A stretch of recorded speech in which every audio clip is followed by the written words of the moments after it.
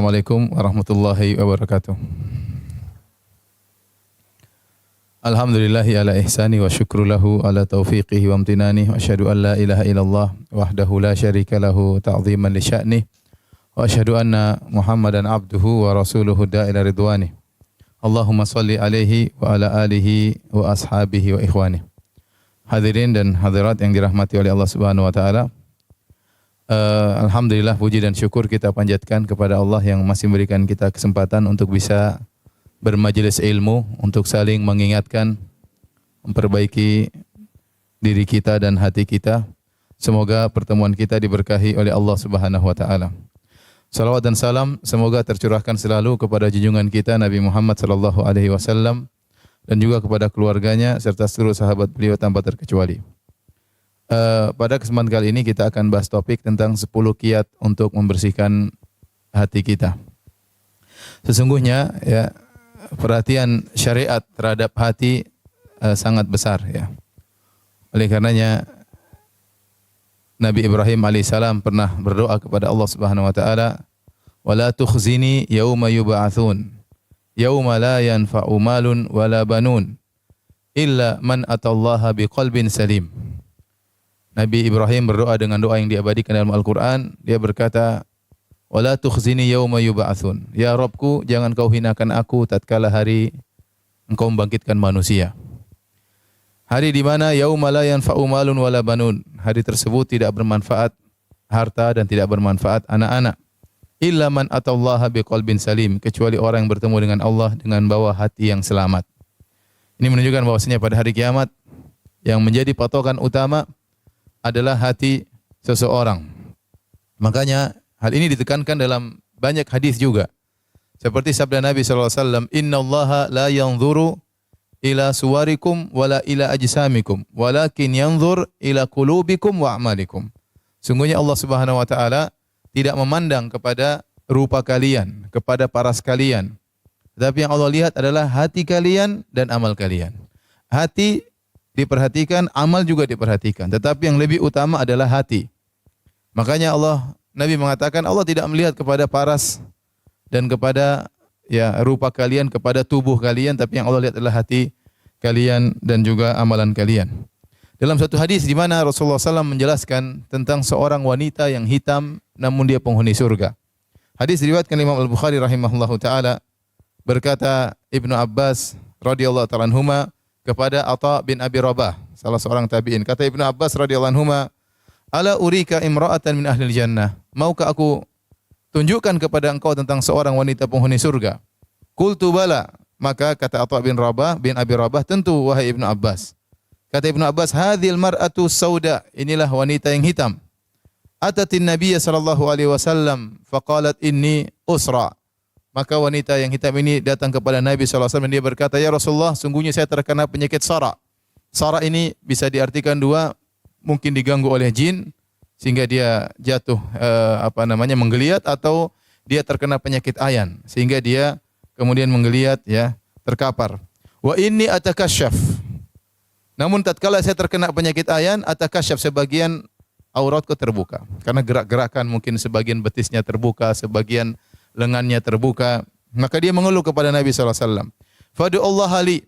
Ya Rasulullah, doakanlah aku. Maka Nabi sallallahu alaihi wasallam berkata, "In syi'ta sabarti walakil jannah." Kalau kau ingin, kau bersabar, maka kau dapat surga. "Wa in syi'ti da'autullaha ayyu'afiyaki." Kalau kau ingin, aku doakan kepada Allah agar kau disembuhkan. Maka dia memilih bersabar. Kata dia, "Asbir." Aku bersabar. Faqalat, dan dia berkata, "Inni atakasyaf." Dia gelisah, "Ya Rasulullah, kalau saya bersabar, namun saya tersingkap sebagian aurat saya kalau saya sedang terkena penyakit ayan. Fa'adullaha li alla atakasyaf." Maka berdoalah kepada Allah agar ketika aku terkena penyakit ayan tidak tersingkap sebagian aurat kau. Fada'alaha, maka Nabi SAW pun mendoakan wanita ini. Lihatlah wanita ini, kata Ibnu Abbas, wanita penghuni surga. Dari segi paras dia seorang wanita yang hitam, yang mungkin tidak banyak orang yang tertarik kepadanya. Dia wanita biasa, bukan ibu sosialita ya. Wanita biasa saja ya. Tetapi dia punya keinginan besar meskipun dia hitam ya. agar tidak tersingkap auratnya. Ya, yang mungkin kalau lelaki melihat tidak begitu tertarik, dia pun tetap menjaga harga dirinya, tidak ingin tersingkap auratnya. Perhatikan dia menjadi mulia di sisi Allah, kenapa? Hatinya, dia bersabar. Dia memilih tetap sakit, yang penting dia bersabar. Ini semakin menekankan kepada kita, yang menjadi patokan bukanlah paras dan rupa. Sebagian kita mungkin terpedaya dengan rupanya, dengan parasnya, dengan penampilannya, dengan tasnya, dengan bajunya, dengan ketenarannya. Itu semua tidak bermanfaat di sisi Allah Subhanahu wa taala. Yang bermanfaat bagaimana hati seorang dan amalannya. Hati seorang dan amalannya. Maka Nabi mengatakan, "Innallaha la yanzuru ila suwarikum wala ila ajsamikum." Allah tidak melihat kepada jasad kalian, Allah tidak melihat kepada rupa kalian, Allah tidak melihat kepada bodi kalian. Walakin yanzur ila qulubikum wa a'malikum. Tapi yang Allah perhatikan adalah hati dan amalan kalian. Nah, tatkala kita berbicara tentang amalan hati, ya, membersihkan hati, maka ini kita berbicara tentang perjuangan. Karena membersihkan hati bukanlah perkara yang ringan, perkara yang berat. Hanya orang-orang spesial yang Allah pilih sehingga mereka selalu memperhatikan hati mereka. Kita terpedaya yang sering kita perhatikan zahir kita, penampilan kita, ya. Paras kita, baju kita, dan itu biasa, manusiawi, ya. Mereka memperhatikan penampilannya karena dia akan keluar, dilihat oleh banyak orang, dilihat oleh teman-temannya, semua diperhatikan penampilannya, ya, bajunya. Tetapi dia lupa bahwasanya yang menjadi perhatian Tuhan, Allah Subhanahu wa taala, hatinya. Bagaimana hatinya? Jangan sampai dia lebih sibuk memperhatikan zahirnya, memperhatikan penampilannya, sementara dia lupa memperhatikan batinnya, memperhatikan hatinya. Maka seorang barometernya dirubah, ya. Penampilan hati, kebersihan hati harus dia lebih perhatikan daripada penampilannya. Semua diperhatikan, tapi yang menjadi barometer, menjadi prioritas dia yang utama adalah bagaimana memperhatikan hatinya. Dan saya katakan bahwasanya ini perlu perjuangan agar seorang bisa membersihkan hatinya. Dalam satu hadis dari Abdullah bin Amr bin Al-As radhiyallahu anhuma, dia berkata, qila li Rasulillah sallallahu alaihi wasallam, ditanyakan kepada Nabi sallallahu alaihi wasallam, ayyun nasi afdal? Ya Rasulullah, manusia mana yang paling afdal? Qala kullu mahmumil qalbi saduqul lisan. Setiap orang yang hatinya mahmum. Mahmum itu artinya dibersihkan. Hatinya dibersihkan. Secara bahasa, mahmum itu artinya disapu.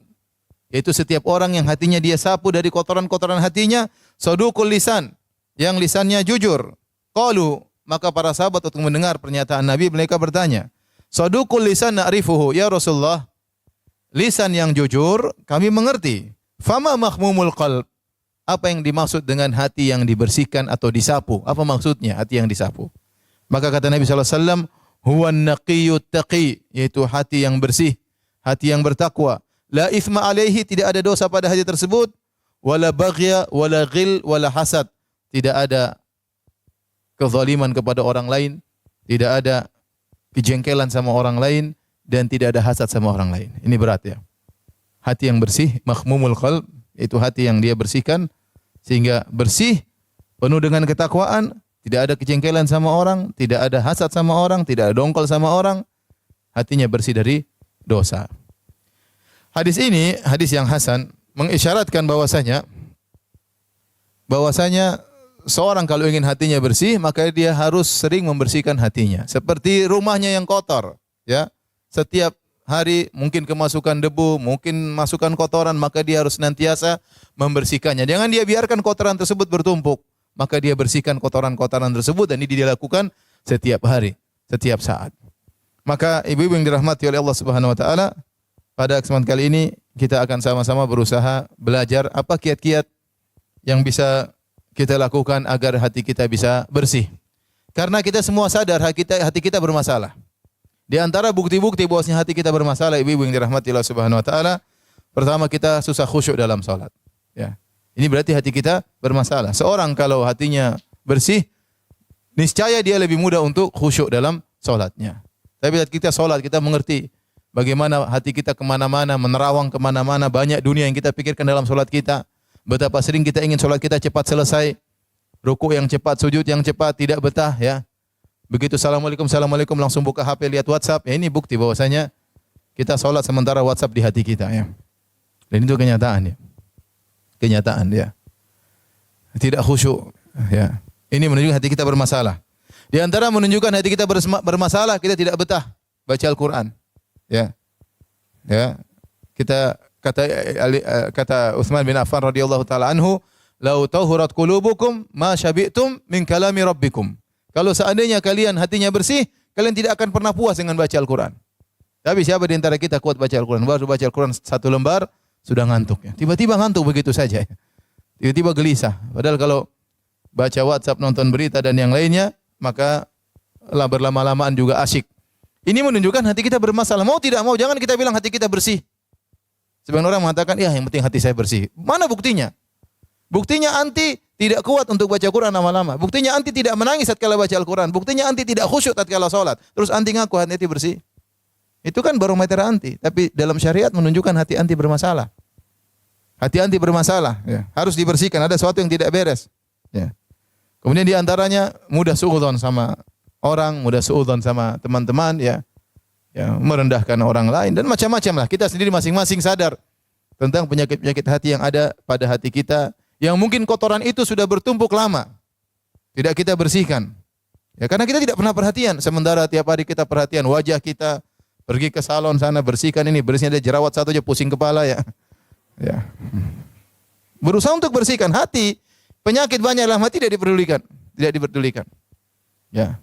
Sementara kalau kita bertemu dengan Allah, kita bukan berhadapan dengan wajah cantik kita. Yang kita berhadapan dengan Allah dengan hati kita yang bersih. Itu yang bermanfaat. Taib. Terlebih lagi pembahasan masalah membersihkan hati sangat penting, terutama di kalangan para ibu-ibu. Karena ibu-ibu itu apa? Komunitas baper ya. Mudah perasa, sedikit perasa ya. Sedikit, makanya masalah dalam ibu sangat banyak ya. Bergaul terlalu dekat masalah ya. Terlalu jauh juga masalah ya. Begitu ibu-ibu ya. Nanti bikin komunitas sudah ketemu tiap hari, besok dongkol-dongkolan ya. Dan ini sering terjadi. Ya. Laki-laki sih enggak begitu, cuek aja, masing-masing punya urusan. Ibu-ibu seperti itu, baper ya. Ya, karena memang mereka diciptakan dengan demikian. Hati mereka susah untuk mereka jaga. Makanya disebut di akhir zaman, tatkala Dajjal muncul, yang paling banyak ikut ibu-ibu. Kenapa? Hati mereka tidak kuat. Ada sedikit Dajjal membuat sebagian kesaktiannya yang aneh-aneh, ibu-ibu terbawa. Kenapa? Karena baperan. Ya. Maka ini penting bagi ibu-ibu untuk bagaimana bisa membersihkan hati-hati mereka, terutama di zaman yang penuh fitnah, zaman yang penuh dengan glamornya dunia dan fitnah yang macam-macam. Ya. Baik, kita akan sebutkan 10 poin hal-hal yang bisa membersihkan hati ya. Yang pertama, ibu-ibu yang dirahmati Allah Subhanahu wa taala, agar hati kita bersih adalah menjaga lisan. Dan ini diisyaratkan oleh Nabi sallallahu alaihi wasallam dalam hadisnya, kata Nabi sallallahu alaihi wasallam, "La yastaqimu imanu 'abdin hatta yastaqima qalbuhu." Tidaklah akan lurus iman seorang hamba sampai lurus hatinya. Wala yastaqimu qalbuhu hatta yastaqima lisanuhu. Dan hatinya tidak bisa istiqamah, tidak bisa lurus sampai lurus lisannya. Saya ulangi, Nabi sallallahu alaihi wasallam bersabda, "La yastaqimu imanu 'abdin." Tidak akan lurus iman seorang hamba, tidak akan istiqamah hatta yastaqima qalbuhu, sampai lurus hatinya, sampai istiqamah hatinya. Wala yastaqimu qalbuhu, dan tidak mungkin hatinya lurus hatta yastaqima lisanuhu, sampai lisannya ikut lurus, Ini dalil yang sangat kuat bahwasanya lisan punya pengaruh besar terhadap hati. Dan ini pengaruh yang paling kuat. Kata para ulama bahwasanya hati ini ibarat wadah yang siap diisi dengan apa saja. Dan sumber keran atau saluran untuk mengisi hati tersebut ada 3, yaitu lisan, pandangan, dan pendengaran. Inilah faktor-faktor yang akan menjadi corong untuk mengisi isi hati seseorang. Maka seorang hendaknya menjaga apa yang dia ucapkan, apa yang dia lihat, dan apa yang dia dengar. Karena hati tinggal menerima. Apa yang dia dengar tiap hari, itulah akan mengisi hatinya. Ya. Betapa banyak orang, tatkala dia sering mendengar musik-musik, sering mendengar dangdutan, dia mau ingat Allah susah. Karena selama ini hatinya diisi dengan lagu-lagu, nyanyian-nyanyian yang sering dia dengarkan. Apalagi kalau seorang sampai hafal banyak sekali lagu-lagu ya. Ya, dalil Al-Quran tidak dia hafal, dalil hadis tidak dia hafal. Tatkala ada permasalahan timbul, yang keluar nada lagu. Yang keluar dalilnya lagu. Cinta kayak masalah apa, kayak masalah inilah macam-macam ya. Kenapa? Yang dia hafal adalah seperti itu. Makanya seorang hati-hati dengan apa yang dia dengar, dengan apa yang dia lihat dan apa yang dia bicarakan. Karena itulah yang mengisi hatinya. Dan saya katakan ini sangat penting, kenapa? Terutama tatkala kita sakratul maut. Tatkala seorang sakratul maut, ya, yang akan dia ucapkan adalah sesuatu yang sering dia sibukkan dalam hatinya. Kalau seorang dalam hatinya selalu ingat Allah, selalu ingat syariat, selalu ingat bagaimana dia bisa menjalankan syariat Allah, maka itu akan keluar tatkala dia akan meninggal dunia. Tetapi kalau seorang yang dia selalu ucapkan, dia pikirkan dunia, ya, lagu dan ini dan macam-macam, maka itu akan keluar tatkala dia mau meninggal dunia. Susah, hatinya akan berkhianat menjelang dia meninggal dunia.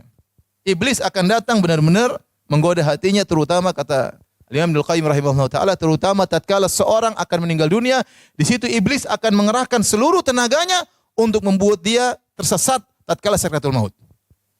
Maka seorang kalau kebiasaan hatinya berisi dengan hal-hal yang buruk, ya, dengan apa yang dia lihat, ya, apa yang dia tonton film, bicaranya film terus. Sudah, itu isi hatinya. Apa yang dia dengar itu akan dia bicarakan dan itu akan selalu bergulir di hatinya, ya. Ya, tentang apa saja itu. Nanti saat kata meninggal susah. Ya.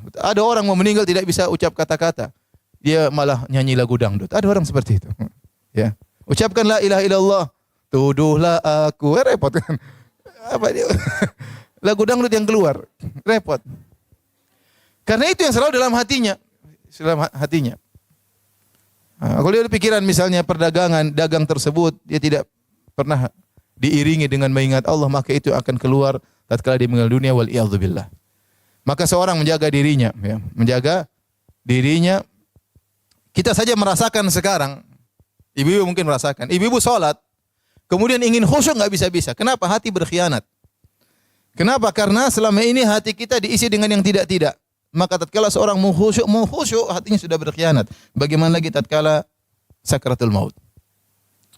Maka hati ini hanyalah wadah diisi dengan berbagai macam, di antaranya apa yang kita lihat, apa yang kita dengar, terutama apa yang kita bicarakan. Maka benar sabda Nabi SAW, tidak akan lurus iman seorang hamba sampai lurus hatinya, dan tidak mungkin lurus hatinya sampai lurus lisannya. Lurus lisannya. Dari sini hati-hati apa yang kita bicarakan. Topik yang kita bicarakan harus terarah. Tidak boleh kita bicara sembarangan. Jauhkan diri dari namimah, dari ghibah, dari membicarakan kejelekan orang lain. Kemudian hati-hati dalam apa yang kita tulis. Karena para ulama mengatakan apa yang kita tulis hukumnya dengan apa yang kita bicarakan. Ya. Tulisan hukumnya sama dengan lisan. Maka berhati-hati tatkala menulis status, tatkala komentar, tatkala menulis sesuatu di Instagram misalnya, di medsos, hati-hati. Pilih kata-kata. Karena itulah sangat berpengaruh dengan hati seseorang. Dalam hadis yang lain kata Nabi SAW, "Idza asbaha ibnu Adam fa innal a'dha kulluha tukaffirul lisan." Ya, jika tiba di pagi hari maka seluruh anggota tubuh manusia akan berbicara kepada lisan, mengeluh kepada lisan. Ya. Apa kata Fataqul, berkata anggota tubuh yang lain, "Ittaqillah fina." Wahai lisan, bertakwalah kepada Allah untuk kami. Fa innama nahnu bika. Sungguhnya kami anggota tubuh yang lain hanya ikut engkau wahai lisan. Fa in istaqamta istaqamna. Kalau kau lurus wahai lisan, kami ikut lurus. Wa ini awajajta awajajna. Kalau kau bengkok maka kami juga ikut bengkok. Ini dalil sangat menunjukkan bahwasanya lisan pengaruhnya luar biasa dalam kelurusan hati seseorang. Maka ibu-ibu hati-hati ya dalam berbicara dalam grup ya. Kalau nulis pilih kata-kata ya. Nulis pilih kata-kata. Jangan ikuti perasaan ya. Kemudian kalau menyampaikan sesuatu juga pilih kata-kata. Berbicara sama orang pilih kata-kata. Jangan menyinggung dia, jangan merendahkan dia, jangan menghinakan dia. Ya kalau kata-kata tersebut kita tujukan kepada diri kita, kira-kira kita bagaimana? Dan ini salah satu kaidah. Sebelum kita bertindak, sebelum kita berbuat, sebelum kita berkata-kata, pikirkan. Seandainya saya di posisi dia, kemudian saya ucapkan kata-kata ini, bagaimana perasaan dia? Ya. Sehingga tidak setiap apa yang terbetik dalam benak kita lantas kita utarakan. Ya, jika ibu-ibu mampu untuk menjaga lisan, maka insya Allah hati juga terjaga. Abu Bakar radhiyallahu anhu pernah memegang lisannya dan dia berkata, "Hadzal ladzi awradanil mawarid." Inilah yang buat saya terjebak dalam berbagai macam kehancuran. Kata Abu Bakar radhiyallahu anhu yang sudah dijamin masuk surga. Dia pun khawatir dengan apa? Dengan lisannya. Maka jangan pernah sepelekan masalah lisan. Anda menjadi lurus dengan lurusnya lisan Anda jadi bengkok dengan bengkoknya lisan anti. Hati-hati. Ya. Maka kita lihat seorang yang baik, biasanya dia jaga lisannya. Orang yang akhlaknya baik, dia jaga lisannya. Orang ibadahnya baik, biasanya dia jaga lisannya. Tapi kalau dia ngomong ceplas-ceplos, ya, kemudian tidak dipikirkan apa yang dia ucapkan, maka akan berpengaruh pada anggota tubuh yang lain, terutama hatinya. Taib ini yang pertama, menjaga lisan. Yang kedua, hadirin dan hadirat yang dirahmati Allah Subhanahu wa taala, ibu yang dirahmati Allah Subhanahu wa taala, banyak beristighfar. Banyak beristighfar.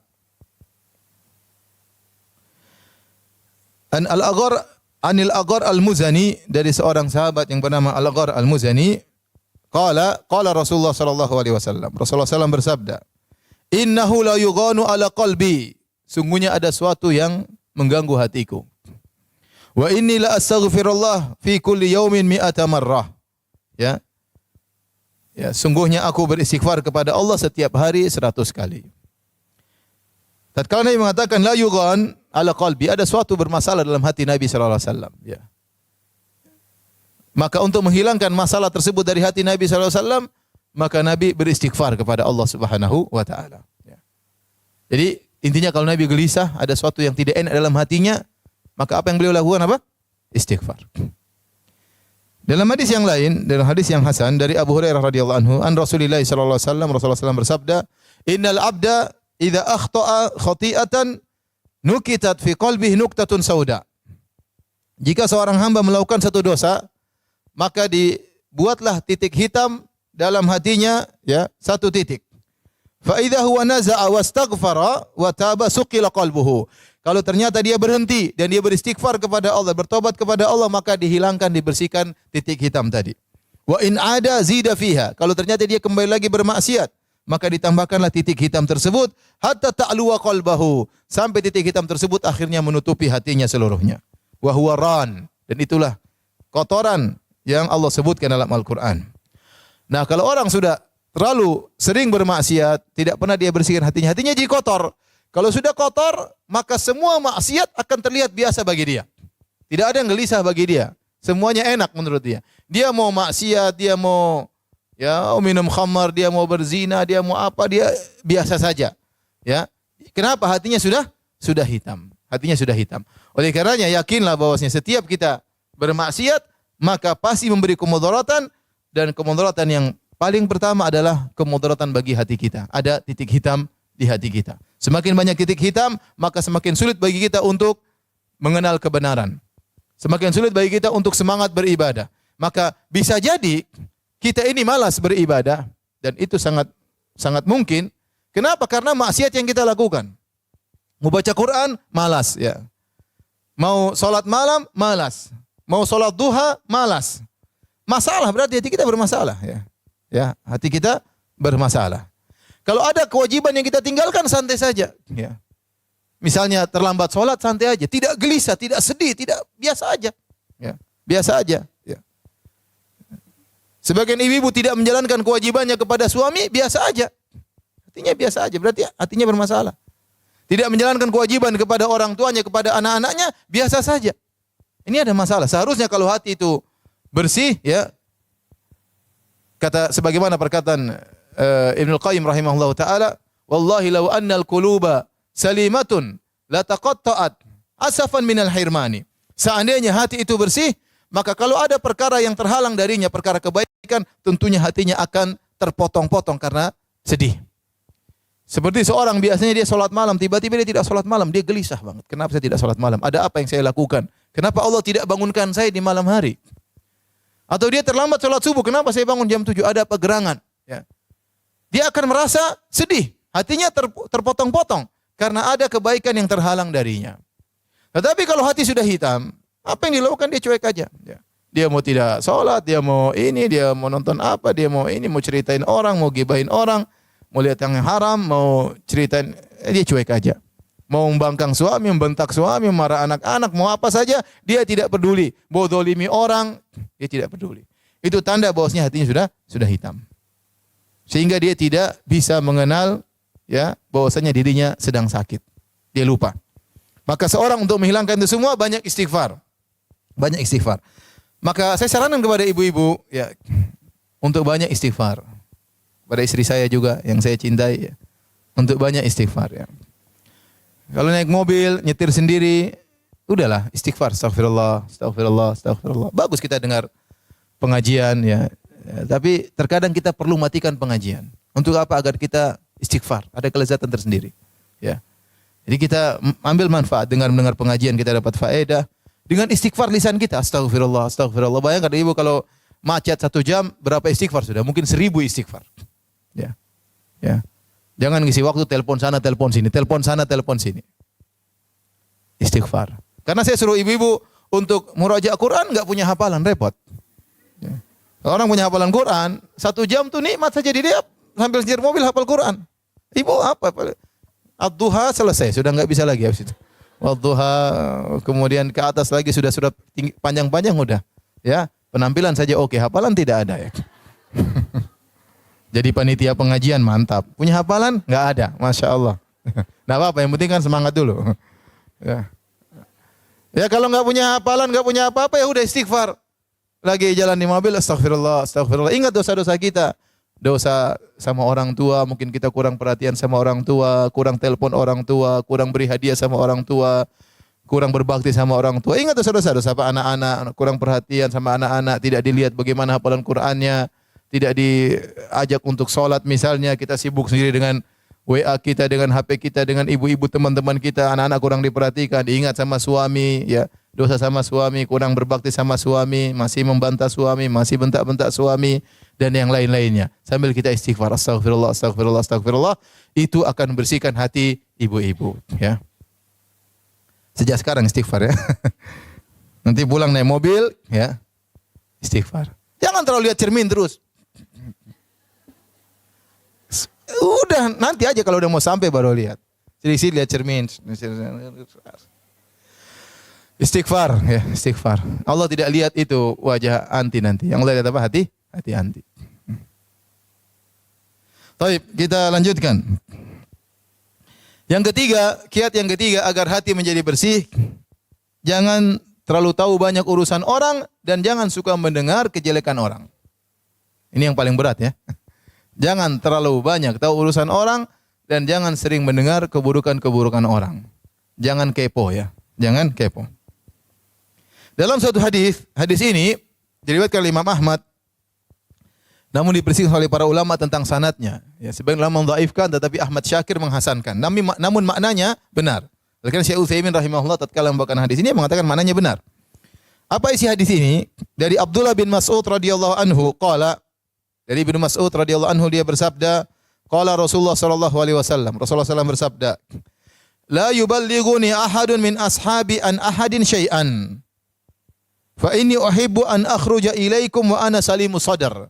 Kata Nabi sallallahu alaihi wasallam, jangan seorang pun dari sahabat-sahabatku menyampaikan kepadaku tentang seorang pun, apapun jangan disampaikan kepadaku. Artinya datang seorang, Ummu tahu enggak ini fulana? Ummu tahu enggak ini? Ummu tahu enggak ini? Ini ibu seperti gitu kan? Kurang kerjaan, makanya pembicaraannya bicarakan orang lain. Ya. Kata Nabi, jangan seorang pun dari sahabatku datang kepadaku melaporkan tentang orang lain. Kenapa kata Nabi? Fa inni uhibbu an akhruja ilaikum wa ana salimus sadar. Aku ingin keluar melihat kalian dalam kondisi hatiku bersih. Beda kalau saya tahu si fulana gini, ini brengsek, ini begini, ini begini. Ya, ini tukang ghibah, ini tukang namimah, ini kalau ke salon sampai 100 juta. Saya tahu semuanya. Begitu saya ketemu, saya punya pemetaan langsung, wah ini gini, ini gini, ini gini. Subhanallah. Hati saya kotor. Karena saya tahu kartu-kartu orang. Oh ini gini, ini sama suaminya begini, ini sama anaknya begini, ini sama ini ngontrak rumah nggak pernah bayar. Ini saya tahu repot.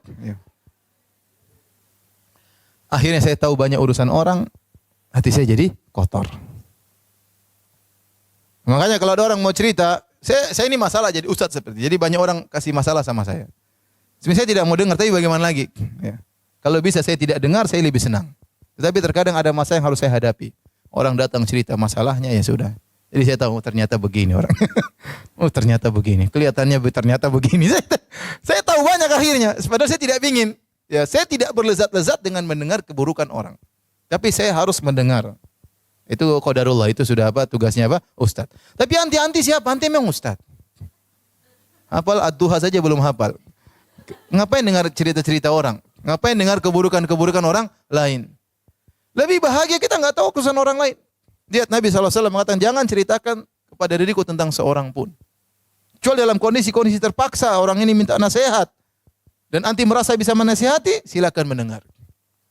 Ya, dia ingin curhat, kalau dia nggak curhat dia tambah stres ya, kita berarti ikut menanggung kesusahan orang lain. Tidak apa-apa, dengerin.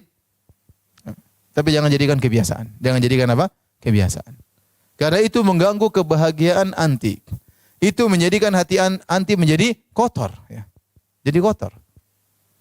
Oleh karena seorang berusaha ya tidak mendengar tentang keburukan-keburukan orang lain. Ibnu Rajab Al-Hambali rahimahullah berkata, afdalul a'mal, amalan yang terbaik, salamatus sadri min anwa'i syahna'i kulliha.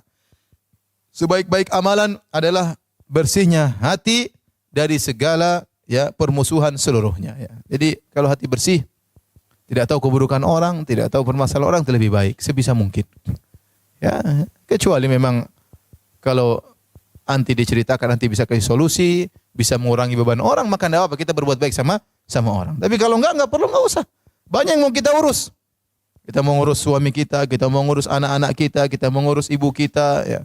Mengurus diri kita sendiri perlu diurus. Ya, sudah ngaji lama, ilmu enggak bertambah-tambah, sudah lama ngaji, hafalan tidak bertambah-tambah, ya. Sudah lama ngaji, tidak berubah-ubah, masih saja begini, masih saja begitu, ya. Dan seterusnya. Masing-masing kita tahu ya. Masing-masing kita tahu tentang diri kita. Maka di antara hal yang membantu seorang kiat yang ketiga agar seorang ya tidak atau bersih hatinya, jangan suka mendengar urusan orang lain, apalagi mendengar keburukan orang lain. Kalau ada orang datang sama kita, ukhti, ada fulan, sudah jangan, saya enggak mau dengar. Ya, kamu kalau ada perlu nasihati dia aja langsung, saya enggak mau dengar. Tidak usah lah, hati saya juga banyak dosa, hati saya juga kotor. Ya, saya tidak ingin dengar tambah kotoran dalam hati saya. Kalau ada orang yang seperti itu bergaul sama kita, putuskan persahabatan. Masih banyak yang siap jadi sahabat bagi kita. Tidak usah malu-malu. Kalau kita malu-malu, pekewuh kita yang sendiri terjerumus dalam dosa, kita yang sengsara, kita menyakiti hati kita. Ada kita punya kawan ternyata suka nyeritain keburukan orang lain, mohon maaf. Udah. Cari alasan, ya. Afwan, ana sibuk. Mau sibuk kemana kek, bukan urusan anti. Pokoknya putus, jangan bergaul dengan dia. Karena kita tidak ingin ya hati kita kotor dengan cerita tentang keburukan-keburukan orang lain. Makanya di antara doa yang diajarkan dalam Al-Qur'an ya, kata Allah Subhanahu wa taala, "Walladzina ja'u min ba'dihim yaquluna rabbana ighfir lana wa li ikhwanina alladzina sabaquna bil iman wa la taj'al fi qulubina ghillan lil ladzina amanu." Ya Allah, ampunilah kami dan ampunilah orang-orang yang sebelum kami yang telah beriman sebelum kami. Wa la taj'al fi qulubina ghillan lil ladzina amanu. Ya Allah, janganlah kau jadikan dalam hati kami ghil itu kedongkolan, jengkelan sama orang lain kepada orang beriman yang lain. Kita ingin kita ketemu orang, kita senyum, bisa senyum sama dia, kita tidak tahu keburukannya, ya lebih enak. Daripada kalau kita tahu, ketemu sudah tahu orang ini begini, enggak enak. Terkadang informasi yang masuk sama kita juga ternyata salah. Salah atau benar kita berusaha tidak mendengar. Maka saya ingatkan ibu-ibu yang dirahmati Allah Subhanahu wa taala, waktu kita terbatas, umur kita terbatas, jangan terlalu ikut medsos untuk mendengar keburukan-keburukan banyak orang. Ya. Jangan terlalu ikut medsos. Anti punya dunia sendiri. Ketemu ke teman-teman, kumpul ketemu makan-makan misalnya atau pengajian kayak atau jalan-jalan. Itu lebih baik daripada mendengar berita sana, berita sini, berita sana, berita sini yang menguras tenaga, menghabiskan energi dan mengotori hati kita semua. Baik, yang keempat, agar hati menjadi bersih, berusaha tentram dan bahagia tatkala sendirian. Berusaha tentram dan bahagia tatkala sendirian. Latih diri kita untuk merasa nyaman tatkala sendirian. Saya tidak pungkiri bahwasanya kita merasa nyaman tatkala bertemu dengan kawan. Ya, bertemu dengan ibu-ibu yang lain, saya sendiri bertemu dengan kawan-kawan saya, ada kerinduan bertemu dengan mereka. Tetapi jangan sampai kenyamanan kita tatkala baru bersama mereka. Ya, terkadang kita perlu nyaman dengan kesendirian dan ini penting. Ini untuk membersihkan hati kita. Saya sebagai suami, saya nyaman kalau bisa sama istri saya, bisa ketemu anak-anak. Tapi saya harus punya waktu, saya merasa nyaman saya tidak bersama mereka. Saya sendirian, entah dengan baca buku, entah dengan sholat, entah dengan apa. Ya, nanti ada ketemu nyaman lagi, ketemu dengan mereka. Tapi saya harus melatih diri saya untuk merasa nyaman tatkala saya bersendirian. Karena saya tahu waktu yang akan saya sendirian lebih banyak daripada waktu bersama mereka. Saya bersama istri saya, sama anak saya mungkin puluhan tahun di dunia. Setelah itu saya masuk alam barzakh, saya akan sendirian. Saya akan sendirian. Istri saya pun demikian. Dia akan masuk dalam alam barzakh, dia sendirian. Anak-anak saya pun demikian. Anti semuanya pun demikian. Maka latih diri kita untuk senantiasa mendapat kelezatan, ketentraman tatkala bersendirian. Dan itu diisyaratkan dalam hadis kata Nabi SAW tentang 7 golongan yang Allah naungi pada hari kiamat kelak. Di antaranya kata Nabi SAW, rajulun dzakarallaha khaliyan fafadat ainah. Seorang yang dia bersendirian, dia ingat Allah Subhanahu wa taala, maka kemudian dia meneteskan air mata. Jangan sampai kita hanya bisa khusyuk tatkala kita banyak orang. Sementara tatkala kita sendirian kita tidak bisa khusyuk. Berarti hati kita bermasalah. Anti sedang sakit hatinya. Anti sedang sakit hatinya. Maka sisihkan waktu kita untuk bersendirian. Ya, makanya jangan selalu bareng-bareng ya. Ada waktunya kita bertemu dengan kawan-kawan dan lebih banyak waktunya kita bersendirian, merenungkan diri kita, merenungkan kesalahan-kesalahan kita, buka Al-Qur'an kita baca ya. Salat malam, salat duha ya. Tapi enggak usah di-share semuanya ya. Antara anti dengan Allah Subhanahu wa taala ya. Tidak semua perkara kita share ya, terutama ibadah kita. Uktum min hasanatik kama taktum min sayyiatik. Sembunyikanlah kebaikan-kebaikanmu sebagaimana anti menyembunyikan borok-borokmu, menyembunyikan aib-aibmu. Tapi ini perkara yang harus dilatih. Makanya dalam Islam ada syariat i'tikaf. Untuk apa? Untuk berlatih menyendiri. Ada syariat salat malam. Untuk apa? Melatih kita bersendirian. Ya. Makanya dalam hadis kata Nabi SAW tentang amalan yang saleh, kata Nabi SAW, rajulani tahabba fillah ijtama alaihi wa tafarraqa alaihi. Di antara orang-orang yang dinaungi oleh Allah pada hari kiamat kelak, 2 orang yang saling mencintai karena Allah. Mereka bertemu karena Allah dan mereka berpisah karena Allah. Bertemu karena Allah, misalnya ketemu pengajian, berarti bertemu karena Allah. Bertemu dalam rangka membantu anak yatim, membantu para janda, membantu orang miskin, berarti bertemu karena Allah Subhanahu wa taala. Dan kita juga berpisah karena Allah. Berpisah karena Allah, kita bilang apa? Ummu, sudah cukup ya, saya ada kesibukan di rumah.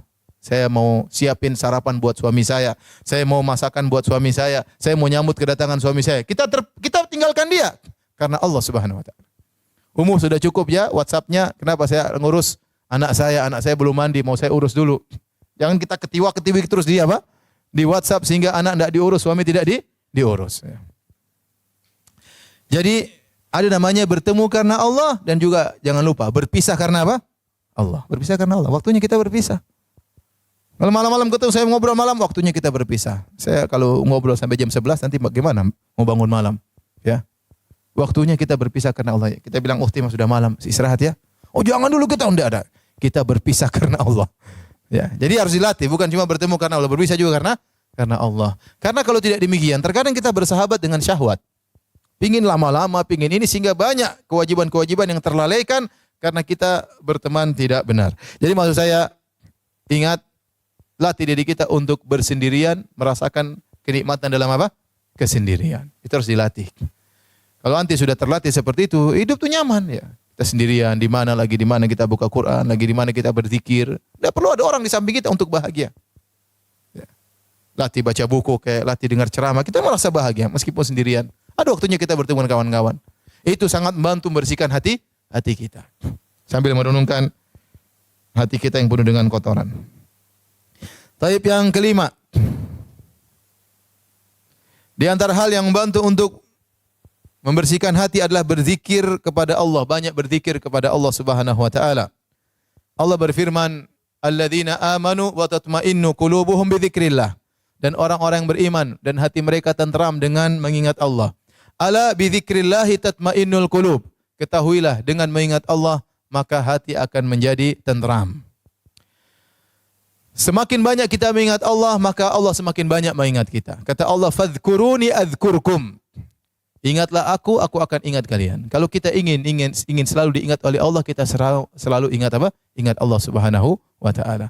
Tapi kalau kita selalu ingat dunia, maka Allah tidak ingat kita, ya.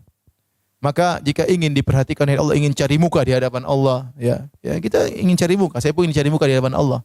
Hamba seperti saya banyak sekali. Hamba seperti anti banyak sekali. Tapi bagaimana anti bisa mendapat perhatian khusus dari Allah? Di antaranya banyak berzikir. Banyak berzikir. Dengan baca Al-Quran, zikir terbaik baca Al-Quran. Ya. Maka saya sering sampaikan, yang membuat kita bahagia adalah Allah Subhanahu wa taala. Yang memegang hati kita adalah Allah Subhanahu wa taala. Maka carilah kebahagiaan dengan membaca firman-firman-Nya. Demi Allah, anti tidak akan bahagia dengan melihat lawakan, lelucon yang ada di YouTube, yang ada di Facebook. Itu hanya kebahagiaan sementara, bukan masuk ke hati. Betapa banyak orang yang suka ketawa ketiwi, melawak, ternyata dia menderita dalam hatinya. Ini itu menunjukkan bahwasanya tawa mulut itu bukan menunjukkan kebahagiaan. Kebahagiaan suatu yang ada di hati. Ada orang dia tentram, terkadang dia menangis karena baca lantunan Allah, tapi dia sangat bahagia. Bukan berarti orang ketawa ketiwi berarti dia bahagia. Enggak. Kalau ternyata ketawa ketiwi orang yang paling bahagia, tentu para pelawak yang paling bahagia. Ternyata tidak, mereka juga banyak bermasalah. Ada yang morfinis, ada yang ini, ada yang masalah keluarga, ada yang macam-macam. Memang orang banyak ketawa kemudian bahagia. Tidak, bahagia itu dengan mengingat Allah Subhanahu wa taala. Ya. Anda ingin bahagia, kasih bahagia siapa? Allah Subhanahu wa taala. Maka mintalah kebahagiaan kepada pemilik kebahagiaan, dialah Allah Subhanahu wa taala. Bagaimana cara bahagia? Sementara kita tidak pernah ingat Allah, hari-hari lewat, Al-Qur'an tidak kita baca. Lembaran-lembaran Al-Qur'an tidak kita baca. Kita punya Quran, kita kasih tanda merah. Enggak pernah berubah tanda itu. Kapan mau khatam Quran? Ya. Gak pernah kita baca. Sebagian orang menggantungkan kebahagiaannya kepada netizen. Dia bahagia dengan netizen. Kalau netizen komentar, Masya Allah, Umu Masya Allah, cantiknya Umu, bajunya beli di mana Umu, kuenya di mana, Umu dari mana Umu. Wow, bahagia berbinar-binar. Kayaknya kebahagiaannya pada netizen. Kalau nggak ada netizen yang komentar, dia nggak bahagia. Ya, kebahagiaan anti jangan digantungkan kepada netizen. Kebahagiaan anti di sisi Allah Subhanahu wa taala. Baca Quran. Banyak berzikir. Apa usahanya zikir pagi petang? Apa usahanya kita naik mobil, astagfirullah, astagfirullah, astagfirullah, subhanallah, alhamdulillah, Allahu akbar. Banyak yang mau kita baca. Banyak yang mau kita baca. Semakin kita zikir kepada Allah, semakin memperhatikan kita. Karena Allah berfirman, fadhkuruni adzkurkum. Ingatlah aku, maka aku akan mengingat engkau. Semakin banyak kita berzikir, semakin kita mencari perhatian Allah Subhanahu wa taala. Jadi, ibu-ibu, ini jelas orang yang sering mengingat Allah, dia akan bahagia. Sebaliknya orang yang jauh dari mengingat Allah, sibuk dengan dunia yang lainnya, kata Allah, "Man a'rada an dzikri fa inna lahu ma'isyatan dhanka." Barang siapa yang berpaling dari mengingatku, dari peringatanku, fa inna lahu ma'isyatan dhanka, maka bagi dia kehidupan yang menyengsarakan. Dia tidak akan bahagia, tidak akan bahagia. Anti kira orang kafir bahagia, tidak bahagia, hati mereka sengsara. Anti kira orang memiliki uang yang banyak akan bahagia, tidak bahagia kalau dia jauh dari Tuhannya. Dia tidak bahagia. Mungkin kita terpedaya melihat dia dengan kekayaannya, melihat dia dengan rumahnya yang mewah, dia tidak bahagia. Kebahagiaan itu Allah berikan kepada orang yang mengingatnya. Allah berikan kepada orang yang mengingatnya. Orang yang ya berzikir kepada Allah, membaca ayat-ayat Allah, itu orang yang bahagia. Ya. Oleh karenanya para hadirat, ibu yang dirahmati Allah Subhanahu wa taala, agar senantiasa hati kita bisa bersih, jangan lupa untuk banyak berzikir kepada Allah. Biasakan lisan kita, latih diri kita. Saya sering sampaikan, ini ibadah zikir, ini ibadah yang ringan, bisa dilakukan oleh banyak orang. Siapa saja bisa melakukan, tidak harus ustadz. Siapa yang susah mengatakan alhamdulillah, subhanallah, semua kita hafal. Tetapi kapan kita tergerak mengucapkannya, jarang yang melakukannya. Ya, apalagi kalau saya mobil sama kawan, tiba-tiba kita astagfirullah, astagfirullah, ustadzah. Sadar ya, sadar.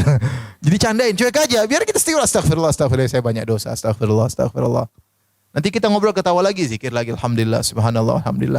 Kita praktekkan. Dan itu saya katakan kurang hidup di tanah air kita. Kalau saya di Madinah atau di Mekah, itu hal biasa. Ketemu kawan-kawan samping, sambil kita berjalan, kita ketawa, itu tengah-tengah, astagfirullah, alhamdulillah, alhamdulillah, alhamdulillah. Ya, itu biasa. Ya, supir taksi aja kadang-kadang beristighfar. Sambil kita dibawain supir, dia astagfirullah, alhamdulillah, alhamdulillah. Ya, Rabbana walakal hamd, sambil dia nyetir. Ya. Jadi karenanya sama seperti kalau misalnya ada syekh-syekh datang ke Indonesia, saya temani dia, Dalam mobil kita ketawa-ketiwi, ngobrol, ketawa-ketiwi, kadang saya ngakak, dia ngakak juga, tapi di tengah-tengah itu tidak lepas dari zikir. Sudah hal yang biasa. Nah, kita ini malu untuk mulai zikir karena dianggap so alim ya. Sejak kapan nunggu begitu? Jadi akhirnya lisan susah untuk beristighfar. Padahal orang yang banyak berzikir kepada Allah hatinya semakin bersih. Tapi yang berikutnya yang keenam, agar seorang bisa hatinya bersih, latih dulu untuk ikhlas. Latih diri untuk ikhlas. Ada dua hal, ini yang keenam dan ketujuh, yaitu untuk agar bisa hati bersih, agar hati tidak keras, yaitu ikhlas, dan yang kedua membantu orang lain. Kata As-Sa'di rahimahullah dalam tafsirnya, ya, kata beliau, fa'unwanu sa'adatil abdi, tanda kebahagiaan seorang hamba, ikhlasuhu lil ma'bud, dia ikhlas kepada Allah Subhanahu wa taala, wa sa'yuhu fi naf'il khalq, dan dia berusaha untuk memberi manfaat kepada orang lain. Seorang yang paling bahagia adalah orang yang mengumpulkan dua perkara ini. Dia ikhlas kepada Allah dan dia berusaha memberi manfaat kepada orang lain. Sekarang kita bicara ikhlas. Orang ikhlas itu apa? Orang yang tidak mengharap pujian orang lain. Yang dia perhatikan adalah komentar Allah terhadap apa yang dia lakukan. Maka dia harus melatih diri, perhatikan niat dia, saya lakukan ini kenapa? Karena Allah. Saya melakukan ini karena Allah. Saya umrah kenapa? Apakah ingin agar dipublish, untuk diposting, atau karena Allah? Harus perhatikan niat. Saya ikut pengajian di sini kenapa? Karena Allah. Karena saya ingin dapat pahala dari Allah Subhanahu wa taala. Kenapa saya kumpul sama kawan-kawan untuk pergi ke anak yatim? Karena Allah. Bukan untuk kemudian dipublish bahwasanya kita ibu-ibu, ya, sosialita, kemudian gini, enggak. Karena Allah Subhanahu wa taala. Semakin kita melakukan semua karena Allah, kita semakin bahagia. Semakin kita tidak peduli dengan komentar netizen. Semakin kita tidak peduli dengan komentar orang lain. Kenapa? Karena kita melakukannya karena Allah. Seorang da'i, kalau dia sudah karena Allah Subhanahu wa taala, yang mau hadir depan dia 1000 orang dengan 5 orang tidak ada bedanya bagi dia. Bagi dia, dia menyampaikan agama Allah Subhanahu wa taala. Yang dia cari komentar Allah Subhanahu wa taala. Bukan banyak sedikit pengikut, dia tidak pedulikan. Yang dia pedulikan, yang saya lakukan benar atau tidak. Mau orang marah, mau orang merendahkan, tidak peduli. Ya. Kenapa? Karena dia lakukan semua karena Allah Subhanahu wa taala. Dan ini harus kita latih agar kita ikhlas. Semakin kita ikhlas, kita semakin bahagia. Semakin hati kita bersih dari berbagai macam penyakit. Tapi kalau seorang sudah mulai mencari komentar orang, maka dia sendiri yang menderita. Dia sendiri yang menderita. Oleh karena ibu, bagaimana caranya ikhlas? Tentunya pembahasannya panjang, tapi di antara melatih diri kita untuk ikhlas adalah menyembunyikan amal saleh. Menyembunyikan amal saleh. Kata Nabi SAW, man istata'a minkum an yakuna lahu khabi'un min amalin saleh falyaf'al. Barang siapa di antara kalian yang mampu punya amal saleh yang tersembunyi, yang tidak ada yang tahu, maka lakukanlah. Seandainya suami pun tidak tahu, kalau bisa lakukan. Tapi kalau suami harus tahu, enggak ada masalah. Seandainya saya punya amal soleh, istri saya tidak harus tahu, saya bisa lakukan amal soleh, istri tidak tahu, saya akan lakukan. Tapi kalau ternyata istri harus tahu sebagai hubungan suami istri, maka tidak jadi masalah. Ya. Karena kita sama suami, kita tidak riak sama suami, kita tidak riak sama istri. Biasanya kita riak itu sama kawan, sama tetangga, sama anggota grup. Maka latih diri kita untuk sembunyikan amal soleh. Kapan anti mencapai derajat ikhlas, maka anti akan bahagia. Anti akan bahagia. Ingat perkataan saya ini. Kapan anti menggantungkan kebahagiaan anti kepada Allah, anti ikhlas, anti akan bahagia. Kapan anti menggantungkan kebahagiaan anti dengan komentar netizen, anti semakin menderita. Semakin menderita. Tidak akan pernah berhenti komentar orang. Ada yang mencela, ada yang memuji dan yang lainnya. Kapan kita mau terlepas dari belenggu seperti itu? Caranya dengan ikhlas kepada Allah Subhanahu wa taala. Taib. Yang ketujuh adalah membantu orang lain. Ada seorang lelaki datang kepada Nabi SAW. Yashku qaswata qalbihi. Dia mengeluhkan tentang kerasnya hatinya. Kata dia, ya Rasulullah, apa solusinya? Hati saya keras. Baca Quran kurang khusyuk. Salat kurang khusyuk. Kurang terenyuh tatkala mendengar lantunan Al-Quran. Apa solusinya? Kata Nabi SAW. In aradta al-yalina qalbuk fatimil miskin wamsah ra'sal yatim.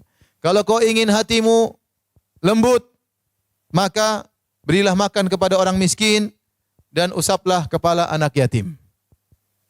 Ya. Kalau ingin hatimu lembut, beri makan kepada orang miskin dan usaplah tanganmu kepada kepala anak yatim. Ini adalah dua amalan yang luar biasa yang jika seorang melakukannya, fokus kepada amalan tersebut, maka hatinya akan lembut. Ya. Makanya kita sering lihat orang susah, bikin makanan, kita yang atur sendiri. Kalau perlu kita suruh pembantu kita masak, kemudian kita suruh antarkan, itu lebih melembutkan hati kita. Ketemu anak yatim, kita usap kepalanya ya. Kita tahu bagaimana dia susahnya, enggak punya orang tua ya. Sekolah dalam kondisi tidak ada yang perhatikan dia ya. Kita usap, dia akan sedikit merasakan kebahagiaan dari sentuhan orang tuanya yang hilang. Maka kebahagiaan tersebut akan tertular kepada diri kita ya. Dan itu akan melembutkan hati kita. Ya, kalau kita usap kepala anak miskin, anak yatim, jangan lupa kasih uang ya. Jangan diusap-usap terus ya. Tante, sudah berapa kali usap tante? Uangnya kapan? Usap kasih duit juga ya. Usap kasih duit juga ya. Jadi dengan demikian hati kita menjadi lembut. Intinya ini sekedar perwakilan dari contoh dari memperhatikan orang susah. Makanya dikatakan tidak ada sesuatu yang dibagi yang pernah habis seperti kebahagiaan. Semakin kita bahagia-bahagian, kita semakin apa? Bahagia. Ya, maka share kebahagiaan. Punya harta buat apa disimpan-simpan ya. Punya harta untuk beli barang-barang mewah buat apa? Ini barang mewah kita mati mau dibawa, enggak dibawa. Ya. Mending ini tas mahal kita jadikan sumbangan untuk anak yatim. Ini tas mahal kita sumbang untuk masjid. Ya. Ini tas mahal kita jual untuk berikan kepada ya fakir miskin. Itulah aset kita yang akan kita terima di akhirat kelak. Ya. Jadi kalau ingin hati menjadi lembut, jangan lupa untuk beri makan kepada fakir miskin dan untuk menyentuh kepala anak yatim. Seperti sekarang ada program-program Jum'ah Berkah, Jumat Barokah. Masya Allah itu. Hari Jumat mereka buat makanan, orang-orang sholat kemudian makan. Alhamdulillah itu suatu kebaikan ya. Kemudian ke-8, agar hati menjadi bersih, terhindar dari berbagai macam kotoran. Jangan masukkan dunia di hati. Jangan masukkan dunia di hati. Dunia di tangan, jangan saya masukkan ke dalam hati. Ya. Saya tidak melarang anti memiliki barang-barang yang bagus. Itu suatu hal yang wajar ya. Kalau perlu apalagi ya, tidak ada masalah ya. Tapi jangan sampai itu kemudian benar-benar dimasukkan ke hati. Contoh punya mobil mewah, ya udah punya mobil mewah, saya perlu, saya pakai nggak ada masalah. Tapi kalau kau goret sedikit, aduh marah ngamuk macam-macam. Kayaknya hatinya teriris waktu ada yang gores apa? Mobilnya. Itu mobil itu benda besi, ngapain ente terkiris hatinya? Santai aja ya. Itu dunia. Ya. Maksudnya itu contoh bahwasanya dunia tersebut sudah masuk ke hati. Ada kawan saya bikin rumah, kemudian kolam renang, kemudian indoor dan macam-macam. Saya bilang ya akhi, jangan terlalu mewah-mewah nanti. Kalau terlalu mewah, kita mau mati tuh kayaknya gimana gitu. Ini sudah bangun bagus-bagus saya mati, gimana rasanya? Tapi kalau biasa-biasanya meninggal ya sudahlah, ini buat keluarga, buat yang lain gak ada masalah. Maksudnya boleh kita punya dunia, tapi jangan terlalu yang perfect, jangan terlalu yang high class, jangan terlalu seperti itu buat kita rusak hati kita. Terus belum lagi kita tidak selamat dari kesombongan dan keangkuhan. Benar. Orang punya perkara barang-barang high class, itu tidak mau dia pasti sombong. Mau tidak mau. Kalau Nabi katakan dahulu al-khuyala wal kibar fi ahli al-khayl, kesombongan, keangkuhan berada pada pemilik-pemilik kuda. Kenapa orang punya kuda bangga-banggaan? Kuda saya besar, kuda saya ini gagah, kuda saya berlari cepat. Ada kesombongan, mau tidak mau dia akan terjadi demikian. Kecuali orang yang diselamatkan oleh Allah Subhanahu wa taala. Apalagi barang-barang mewah. Barang-barang mewah ya. Punya motor mewah ya. Buat apa beli motor mewah-mewah ya? Mau jalan di jalan ya. Motor Harley Dimension. Kemudian saya lihat orang bawa motor di jalan, ya kita nggak tahu hati dia. Cuma sayang motor semahal itu. Kalau ada manfaatnya silakan. Anti mau punya pesawat, Ustadz saya beli pesawat untuk keluarga, silakan bagus. Daripada campur ketemu pesawat yang pramugari ya sendiri rumah nggak. Mobil pesawat sendiri pribadi nggak ada masalah. Kalau perlu nggak ada masalah. Tapi coba punya motor besar, kemudian orangnya kecil, kemudian kalau lampu merah dia harus turun karena nggak bisa ini. Terus gagangnya begini. Ya capek bawa motor begini. Apa perlu silakan. Anti bisa jawab kalau dihisab oleh Allah silakan. Tapi saya katakan memiliki barang-barang yang high class, yang perfect itu pasti berpengaruh pada hati seorang. Mau tidak mau. Mau tidak mau. Ya. Maksud saya, udahlah. Buat apa kita bergaya-gaya dengan dunia akan kita tinggalkan. Saya tidak melarang anti punya mobil mewah. Silakan, perlu. Orang punya mobil besar, perlu nyaman, silakan. Apalagi untuk safar, apa. Tapi jangan masukkan kemana? Ke hati. Ibu punya tas bagus, oke lah. Tapi jangan berlebihan. Kalau berlebihan akhirnya masuk kemana? Ke hati. Mau tidak, itu tidak bisa. Kita manusia, lihat barang bagus, pasti masuk ke dalam apa? Hati. Tatkala sudah masuk ke hati, pikiran kita mulai dunia. Sudah, nanti sakaratul maut gimana menghadapinya? Wallahu alam, saya enggak tahu. Ya.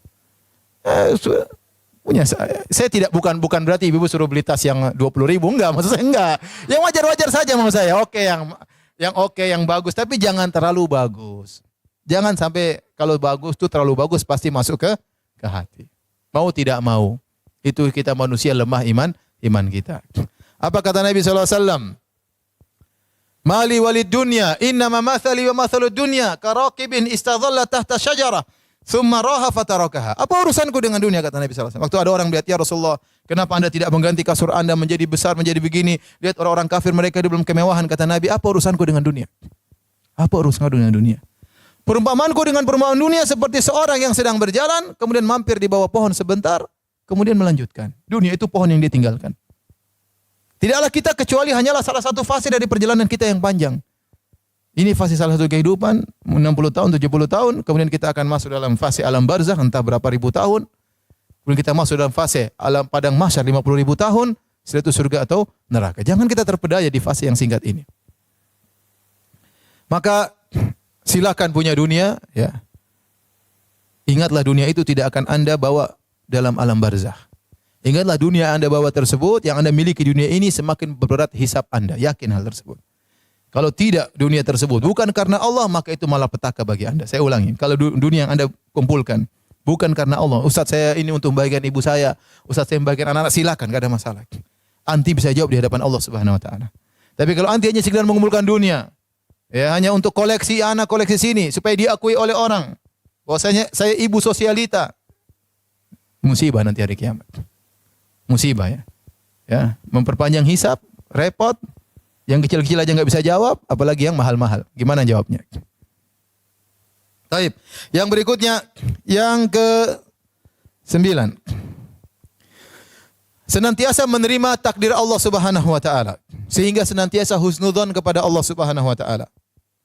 Allah berfirman dalam surat Taghabun, "Ma asaba min musibatin illa biiznillah." Tidak ada satu musibah pun yang menimpa kecuali dengan izin Allah.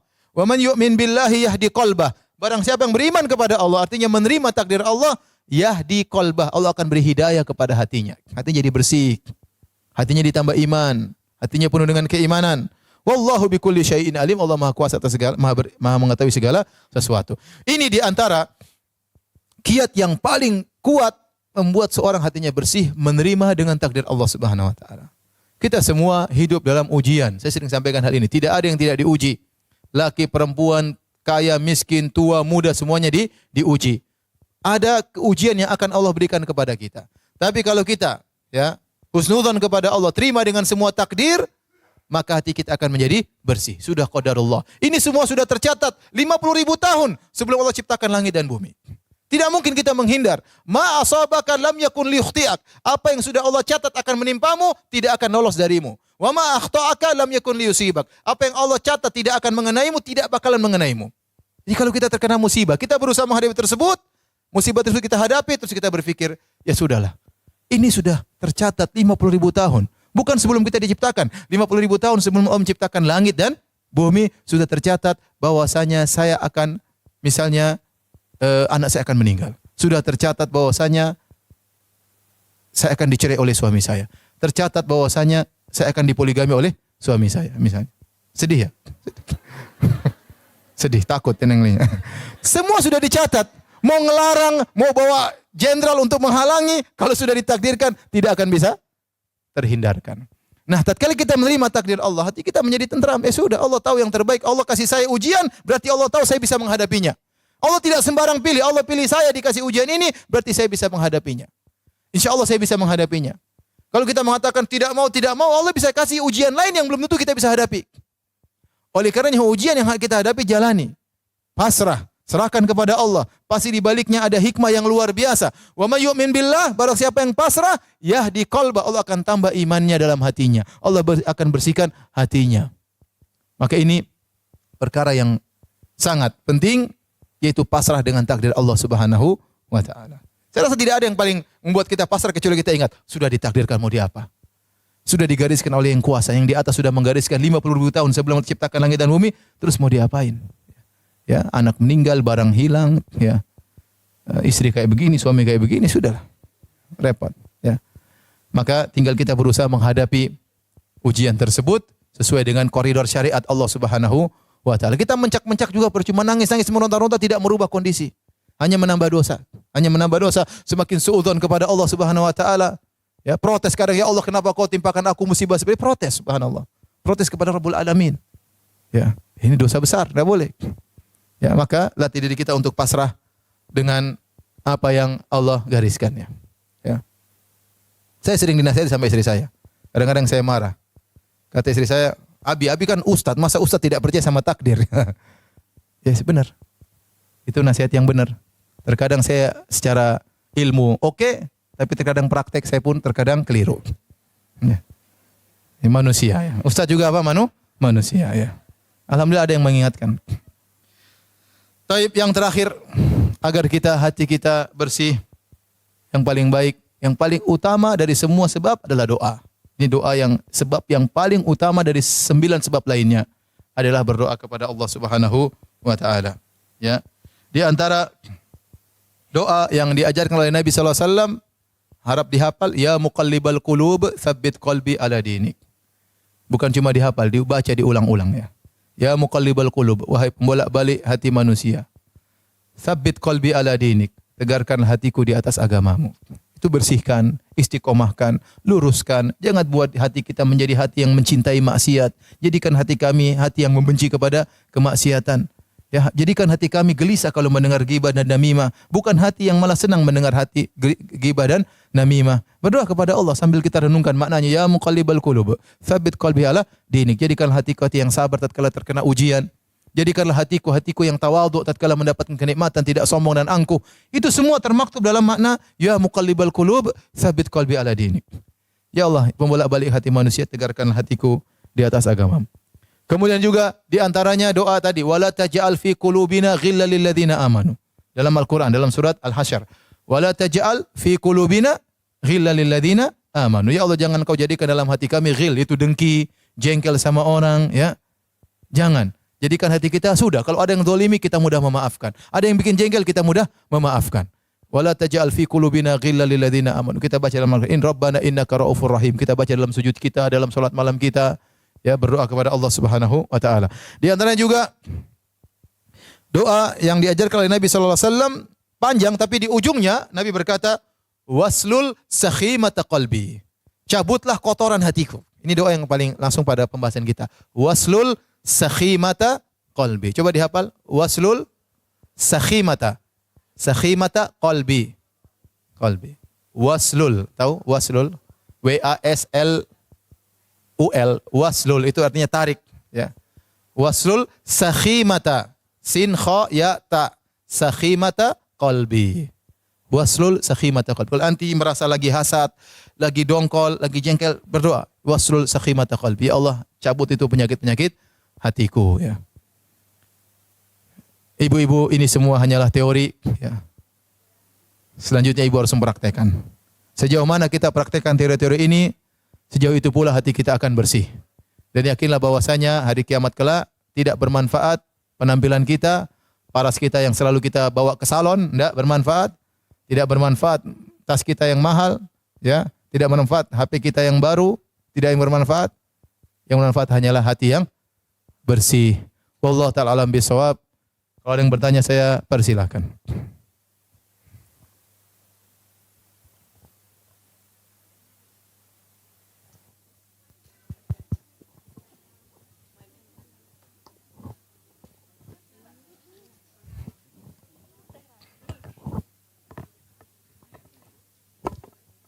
Assalamualaikum warahmatullahi wabarakatuh, Ustadz. Waalaikumsalam warahmatullahi wabarakatuh. Masya Allah ceramahnya hari ini. Satu pertanyaan saya yang menjadi pertanyaan tadi soal takdir. Soal apa? Soal apa? Takdir, Takdir, menerima takdir. Ya. Nah, saya ingin tanya perbedaan nasib dan takdir. Karena ada hal yang memang kita, kalau takdir memang insya Allah kita bisa terima. Tapi cara membedakan apakah ini takdir atau cuma nasib. Nah kalau nasib kan kita harus berjuang Ustadz. Ya. Misalkan soal kita udah berusaha sebaik mungkin untuk mungkin menjadi istri. Tapi ternyata saya nggak tahu ini nasib kita memang dipoligami karena atau takdir dipoligami. Tunggu. Aja. Di poligami harus itu menerima takdir atau kita ngelawan Ustadz. ya, Gitu. di poligami itu takdir baik atau takdir buruk? Kita beriman kepada takdir yang baik dan takdir yang buruk. Di poligami takdir baik atau takdir buruk?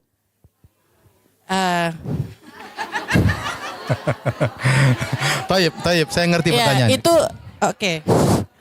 Jadi begini, sebenarnya itu istilah ya. Mau dikatakan nasib, mau dikatakan takdir, tapi yakinlah semua yang terjadi sudah digariskan. Yang timbul pertanyaan adalah bagaimana kita menghadapinya. Bukan berarti kalau kita ditakdirkan kemudian kita pasrah, enggak. Kita berusaha menjalani dengan yang baik. Contoh, saya ditakdirkan sakit. Bukan berarti saya pasrah, ya sudah mati nggak usah ke dokter, enggak. Saya ditakdirkan sakit dan saya harus menjalani sesuai syariat, yaitu berusaha berobat.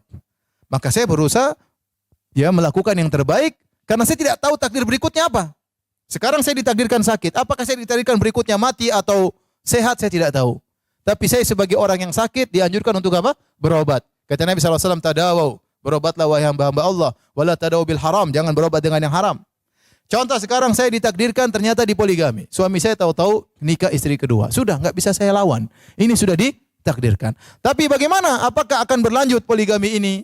Ataukah saya akan bahagia? Ataukah saya sengsara? Saya berusaha menjalani dengan yang terbaik. Saya mau sengsara, tiap hari ribut marahin suami saya, suruh ceraikan istri kedua misalnya, atau saya hadapi dengan tenang, dengan perjuangan, pahala terus mengalir dan saya pasrah dengan hal tersebut. Bukan berarti kemudian saya tunduk, ya. Saya tidak melakukan usaha untuk kebaikan saya, kebahagiaan dunia dan akhirat saya, enggak. Tetap berusaha menghadapi semua yang digariskan Allah dengan baik. Ya. Karena kita tidak tahu takdir berikutnya apa. Kita tidak tahu, ya. Kita tidak tahu takdir berikutnya. Jadi apapun ya, banyak mungkin ada yang dipoligami, mungkin dia susah menderita. Ada yang ternyata suaminya kurang ajar misalnya, tidak dipoligami tapi suaminya apa? Kurang ajar, sering main perempuan misalnya, sering jajan di luar. Ada suami yang mungkin sering nampar istrinya ya. Dan macam-macam. Semua masing-masing punya takdir, punya ujian yang dihadapi. Ya. Caranya menghadapi, dia berusaha menghadapi dengan koridor syariat. Bagaimana seharusnya saya sebagai istri yang dipoligami? Sebagaimana saya harusnya sebagai istri kedua? Apa yang harus saya lakukan sebagai istri yang pertama menurut syariat karena saya mencari keridhaan Allah Subhanahu wa taala. Suami juga diingatkan kamu harusnya bagaimana sebagai seorang suami yang baik. Kalau saya sedang diuji dengan sakit, seharusnya saya sebagai orang yang sakit bagaimana? Apakah saya ngeluh-ngeluh, saya marah-marah atau saya berobat sambil bersabar? Itu semua ada koridor syariatnya. Jadi istilah takdir nasib saya sama saja ya. Kita bagaimana menghadapi ujian yang Allah berikan kepada kita. Contoh, ada seorang wanita dipoligami. Dia istri pertama. Kemudian suaminya datang tiap hari diomelin, kamu ini. Akhirnya dia sendiri yang menderita. Suaminya pun akhirnya kurang cintanya kepada istri pertama, terfokus pada istri kedua ya. Jadi suaminya jengkel, sudahlah, saya nikah yang ketiga ya, tambah amburadul lagi. Jadi itu terjadi. Ini ngomel-ngomel semua. Kamu kalau enggak mau istri ngomel, kamu kawin yang ketiga. Ya udah betul kawin ketiga. Masih ngomel lagi, kawin yang keempat. Ya itu nasib namanya. Jadi maksud saya kita punya pilihan untuk hidup dengan bahagia atau tidak. Kebahagiaan kita tidak mesti sesuai dengan yang kita angan-angankan. Apa yang kita diinginkan oleh seorang wanita? Seorang wanita berangan-angan punya suami satu orang saja, tidak punya madu, kemudian suami itu sangat sayang kepada dia, itu idealisnya seperti itu, impian seorang wanita. Tetapi tatkala kita tidak mencapai target tersebut, apakah kemudian kita buang kebahagiaan kita? Ternyata suami saya membagi kebahagiaannya kepada wanita yang lain. Taib, bagaimana kita menjalani? Mau hidup tiap hari menangis, ribut, bertengkar? Atau kita menjalani, sudahlah, saya terima, saya tetap melayani suami saya manfaatkan waktu kalau suami saya lagi sama istri yang kedua, saya bisa ngaji, saya bisa hafal Quran, saya bisa berzikir. Ya suami saya sudah biar kamu, saya lagi libur 3 hari, kamu sama istri yang lain ya. Seperti itu. Tinggal kita bagaimana manage apa yang kita alami. Ini semua teori ibu ya, sabar.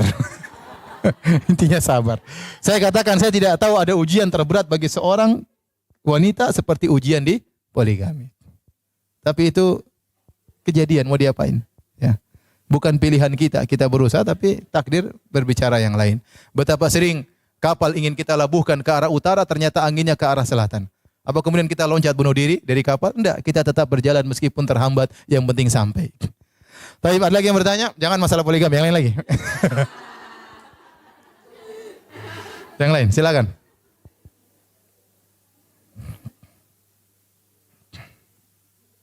Jadi ada cerita, ada seorang wanita, dia jengkel, jadi suaminya poligami. Akhirnya dia kabur dari rumah. Dia kabur dari rumah, begitu dia kabur rumah di Arab sana. Tahu-tahu dia lewat masjid, ada imam lagi baca ayat, laqad khalaqnal insana fi kabad. Sungguh kami ciptakan manusia dalam kepayahan. Subhanallah. Manusia dalam kepayahan. Apakah sebagai istri pertama, istri kedua? Kalau enggak akan diuji dengan ujian yang lain, diuji oleh anak-anaknya, suaminya, kadang diuji oleh orang tuanya sendiri, kadang diuji dalam pekerjaannya. Demikian manusia, Allah kasih ujian. Silakan Bu. Ada pertanyaan yang lain? Assalamualaikum warahmatullahi wabarakatuh. Waalaikumsalam warahmatullahi wabarakatuh. Ustadz, ada 2 pertanyaan ini. Yang pertama, misalnya ada orang yang mau curhat ke kita, Ustadz. Ada orang kenapa? Mau curhat. Ya, terus? Ya, mau cerita lah ya, dia ada Ya. masalah karena dia butuh cerita. Tetapi di dalam curhatnya itu banyak menjelekan orang, Ustadz. Kalau kita stop, disangka kita nggak mau mendengarkan curhatnya, Ustadz. Saya yang tidak tahan mendengarkan dia menjelekan orangnya itu. Tapi bagaimana caranya sehingga dia tidak tersinggung dan kita tidak dipandang, tidak mau mendengarkan curhat gitu. Itu satu, Ustadz. Ya. Nomor 2, apakah takdir itu bisa dirubah dengan doa? Karena ada beberapa yang kami dengar mengatakan hal tersebut, Ustadz. Ya. Terima kasih, Ustadz. Ya. Assalamualaikum. Waalaikumsalam warahmatullahi wabarakatuh. Yang pertama, kita bisa kasih syarat. Orang itu datang mau curhat, kita bilang boleh, tapi tolong jangan sebut nama misalnya. Jangan sebut nama. Kecuali teman dekat kita memang sahabat, itu lain cerita, enggak apa. Tapi kalau orang datang kemudian saya bilang jangan sebut nama ya. Saya sampaikan saja saya tidak kuat mendengar, nanti saya berburuk sangka sama mereka dan begini. Tolong jangan sebut nama. Kalau tidak bisa sebut nama, ya sudah, saya mohon maaf, saya belum bisa mendengar. Karena jangan kita akhirnya kasihan sama dia, akhirnya kita pun sengsara. Kita karena ingin menyenangkan hati dia, hati kita kotor, jangan. Ya. Ada orang mau gibah. Kalau kita nggak dengar gibahnya, nanti dia jengkel sama kita, nggak berteman. Ya sudah, biarin aja, cari masih teman banyak kok. Kalau dia mau cerita, kita bilang boleh kau cerita, tapi tolong jangan sebut nama. Saya dengar, mudah-mudahan saya bisa kasih apa? Masukan. Tapi itu ibu ini, aduh. Sudahlah, janganlah ya. Hidup cuma sekali. Telinga ini jangan buat dengar yang gitu-gitu ya. Kemudian akhirnya kita hati menjadi kotor. Jadi nasihati aja, kasih syarat boleh, tapi tolong jangan sebut-sebut apa? Nama, karena saya khawatir ini majelis gibah. Gitu aja, enggak apa, enggak usah malu-malu. Dengan senyum, sampaikan dengan lembut. Insya Allah dia ngerti. Kalau dia nggak ngerti ya sudahlah. Dia nggak mau berteman, mau diblokir ya terserah, nggak ada masalah. Nggak ada masalah. Ada hal yang dimana kita bisa toleransi, ada hal kita tidak bisa toleransi, ya sudah, nggak ada masalah. Nggak mau ya nggak ada masalah. Adapun yang kedua, apakah takdir bisa merubah, doa bisa merubah takdir? La yaruddu al-qada ila doa. Kata Nabi SAW, tidak ada yang bisa merubah takdir seperti doa. Artinya doa itu bagian daripada takdir. Doa itu bagian daripada usaha. Karena kita tidak tahu takdir kita ke depan seperti apa. Ya. Kalau kita tahu, oh ternyata takdir saya gini, nggak mungkin kita rubah. Tapi kita tidak tahu takdir kita seperti apa. Maka di antara usaha untuk menjadi hasil yang baik adalah kita banyak berdoa. Di antara bentuk usaha adalah doa. Sama sekarang, saya tidak tahu takdir saya kenyang jam berapa. Tapi saya bisa berusaha, saya ingin kenyang jam 12 ya, saya makan jam 12. Dan saya kenyang jam 12 sudah ditakdirkan oleh Allah Subhanahu wa taala. Tapi saya bisa berusaha menuju ke situ. Dan saya tidak tahu bagaimana takdir saya. Ternyata saya berusaha, makanan belum masak, masaknya jam 1. Berarti takdir saya kenyang jam 1 misalnya. Tapi saya ada usaha. Jadi takdir itu intinya bukan berarti membuat kita tidak berusaha menuju kebaikan. Kita berusaha. Karena kita tidak tahu ke depan takdirnya seperti apa yang akan dicatat bagi kita. Tidak ada yang tahu, itu rahasia Allah Subhanahu wa taala. Jangan sampai orang mengatakan, aduh saya takdirnya miskin. Dan ente tahu dari mana? Apakah ente pernah naik ke Lauhil Mahfuz lihat fulan miskin, ente miskin? Ente kan enggak pernah. Yang ada yang mengatakan mungkin saya takdirnya di neraka. Dari mana ente tahu takdirnya di neraka? Apa ente pernah pergi ke langit lihat Lauhil Mahfuz? Paijo bin Paimin di neraka. Oh, berarti saya benar. Enggak ada yang tahu. Itu rahasia Allah Subhanahu wa taala. Yang bisa kita lakukan hanyalah apa? Berusaha. Cuma apa faedah kita beriman kepada takdir? Kata Allah, "Likaila ta'sau ala ma fatakum wala tafrahu bima atakum. Kalau kau ditimpa musibah, jangan terlalu bersedih karena itu sudah ditakdirkan. Kalau kau dapat kenikmatan, jangan sombong karena itu pun sudah ditakdirkan. Itu fungsi beriman kepada takdir itu. Kalau terkena musibah, jangan terlalu sedih. Kalau dapat kenikmatan, jangan apa? Sombong.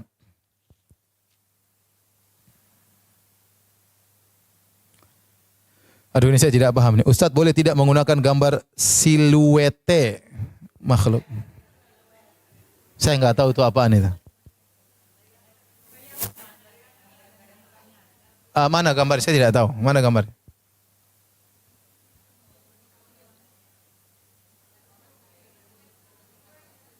Saya lihat, saya nggak bisa kasih hukum. Lihat sini mana.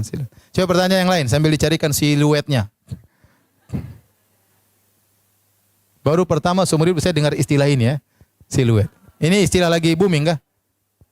Coba sini. Coba kasih gambarnya.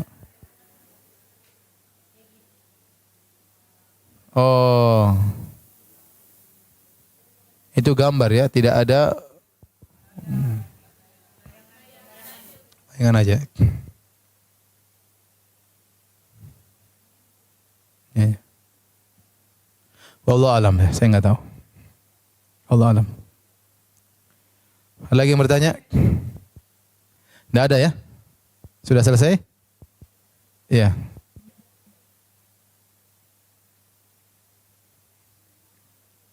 Waalaikumsalam warahmatullahi wabarakatuh.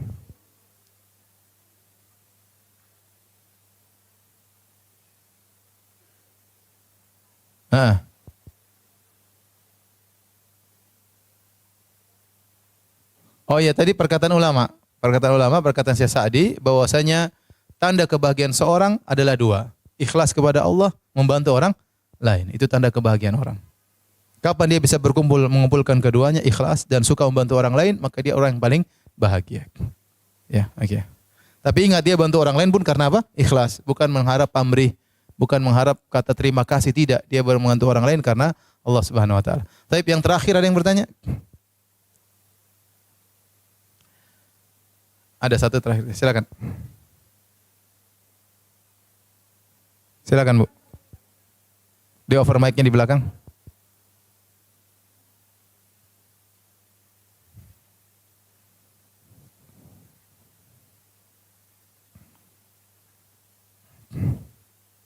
Silakan, Bu. Bismillah, Assalamualaikum warahmatullahi wabarakatuh. Waalaikumsalam. Ustaz, terkait dengan gibah yang diperbolehkan, misalnya seperti orang Ulang kurang keras, Bu. terkait dengan gibah yang diperbolehkan, Iya. seperti orang itu bermaksiat dengan diam-diam atau dia berhutang untuk menghindari ada orang lain yang terkena akibat perbuatan dia. Itu sebatas mana kita dibolehkan untuk menyampaikannya dan Iya, jadi ada orang dia berbuat zalim, suka menipu banyak orang misalnya. Maka kita boleh menggibahi dia kepada orang-orang yang kita khawatirkan terkena jeratan dia. Ya, tidak semua kita sebarin, tidak. Misalnya orang itu tinggal di Jakarta Selatan dan dia sering datang ke pengajian. Ya sudah, kita yang hati-hati. Kita bilang hati-hati Ibu Fulana, saya lihat kau semakin dekat sama dia, hati-hati, dia begini. Maka enggak apa-apa.